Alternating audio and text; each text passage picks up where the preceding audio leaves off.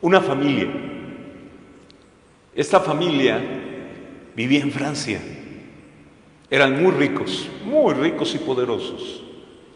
Esta familia eran todos hermosos, bellos, cultos, inteligentes y fuertes.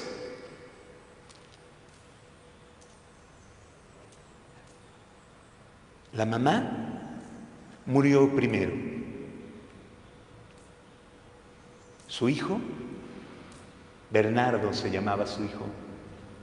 Cuando era pequeño, en una misa de Navidad, vio a la Virgen y al niño Jesús.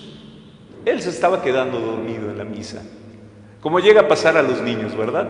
Se quedan dormidos en la misa. Bueno, Bernardo se estaba quedando dormido en la misa cuando vio la sonrisa de la Virgen y que ponía entre sus brazos al niño Jesús. Su mamá lo educó con mucha fe, pero murió muy joven la mamá.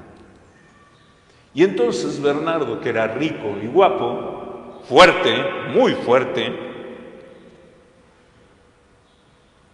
las muchachas iban detrás de él. Sus amigos trataban de que aprovechara que las muchachas lo perseguían.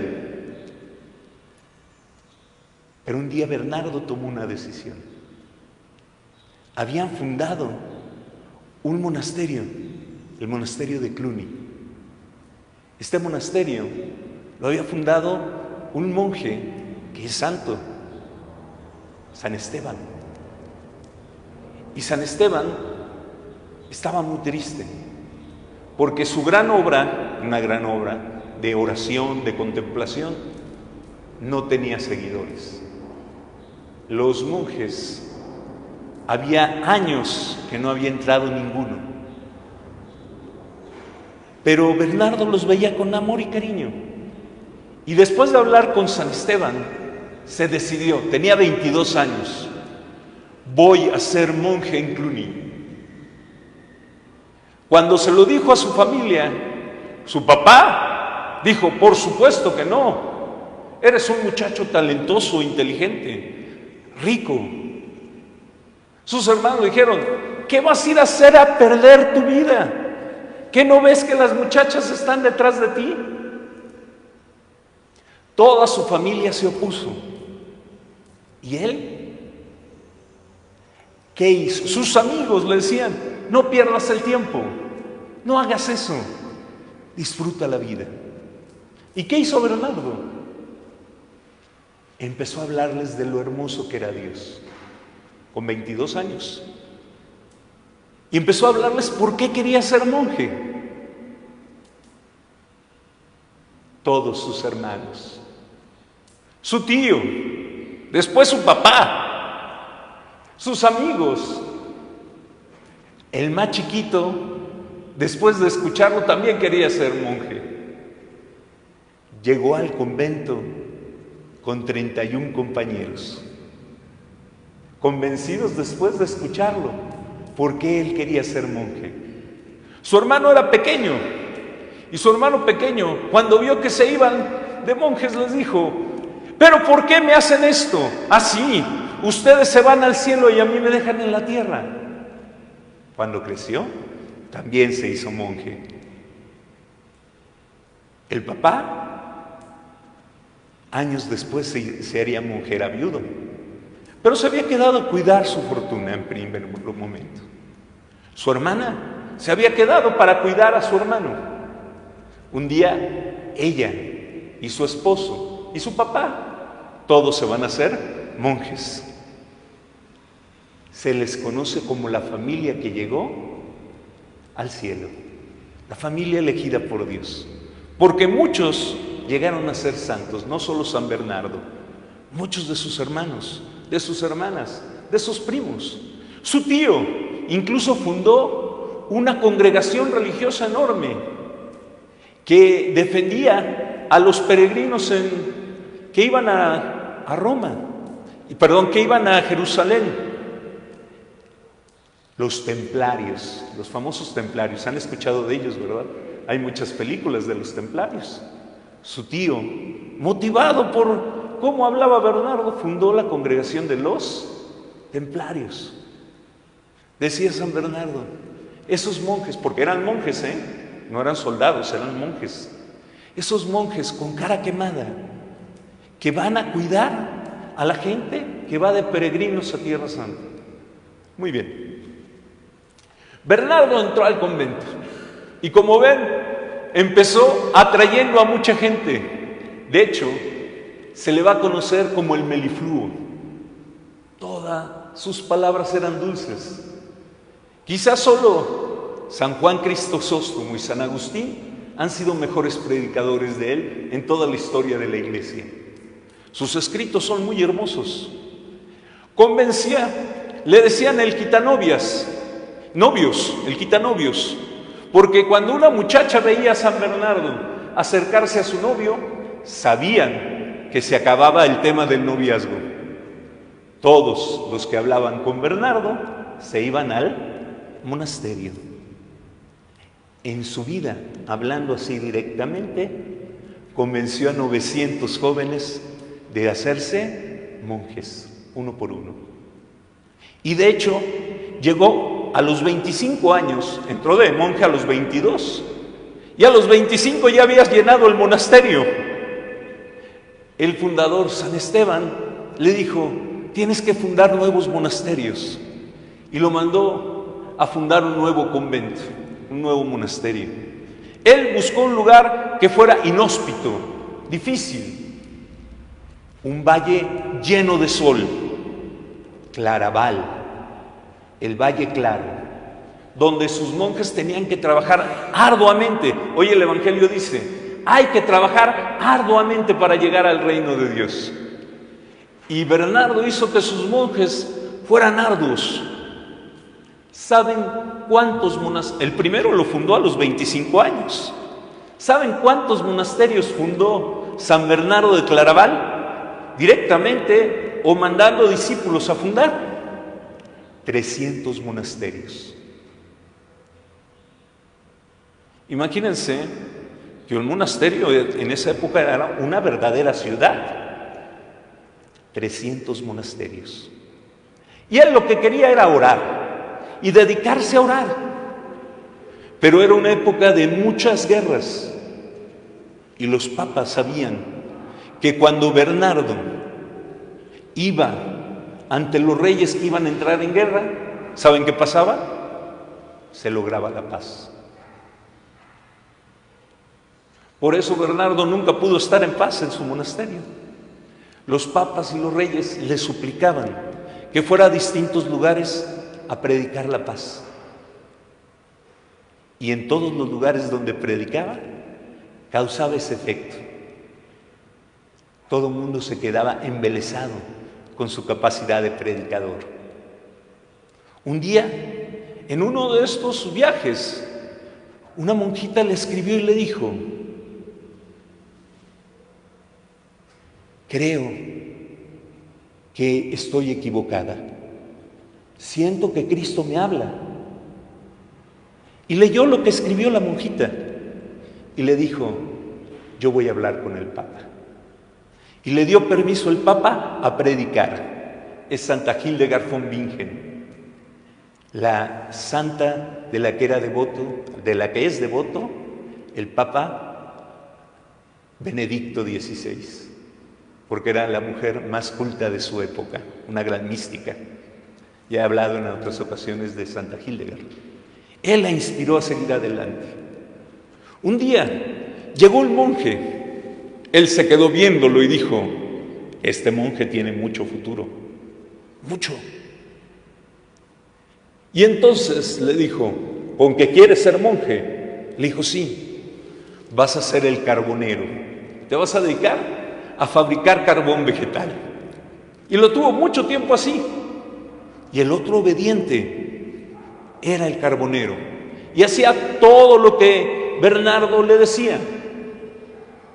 Este monje después sería el Papa Honorio, uno de los grandes papas de la Iglesia, educado por el mismo San Bernardo.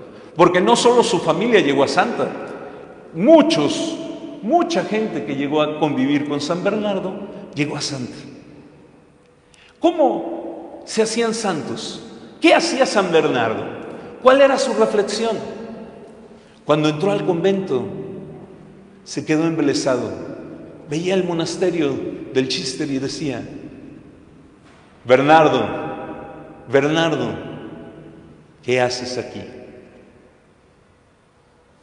Y siempre que tenía que hacer algo, donde llegaba se preguntaba lo mismo: Bernardo, Bernardo, ¿qué haces aquí? Y entonces giraba en él su espiritualidad y su gran inteligencia y capacidad, y empezaba a transformar los lugares. Aprende eso. Donde llegues, pregúntale a Dios, que te ilumine a responder esa pregunta: ¿qué haces aquí? A mí me ayuda a preguntarme hoy: ¿qué hago aquí? Predico a Cristo. ¿Qué hago aquí? Traigo a Cristo para que ustedes comulguen. ¿Qué hago aquí? Les hablo de la vida de un gran santo. Cuando tú llegues a un lugar, pregúntate con tu nombre, como hacía San Bernardo: ¿qué hago aquí? Muy bien. Y sobre todo San Bernardo, ya hablé que los grandes predicadores, los tres más grandes predicadores de la iglesia han sido San Juan Crisóstomo, San Agustín y San Bernardo.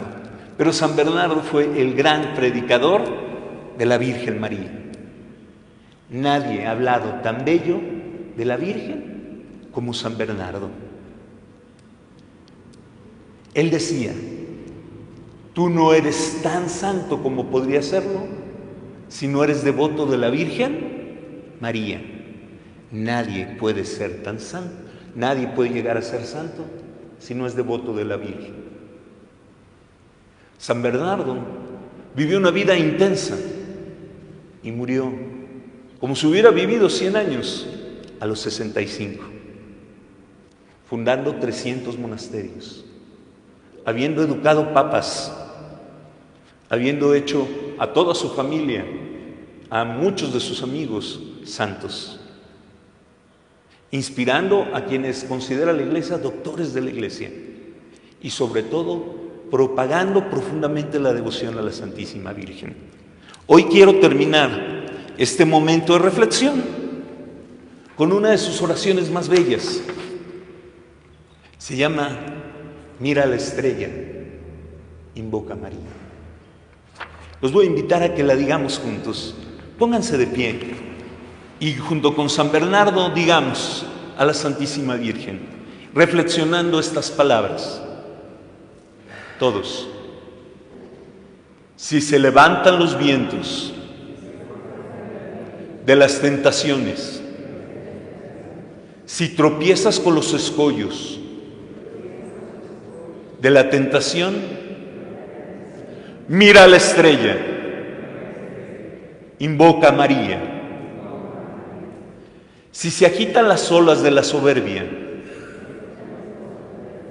de la ambición o de la envidia, mira a la estrella, invoca a María.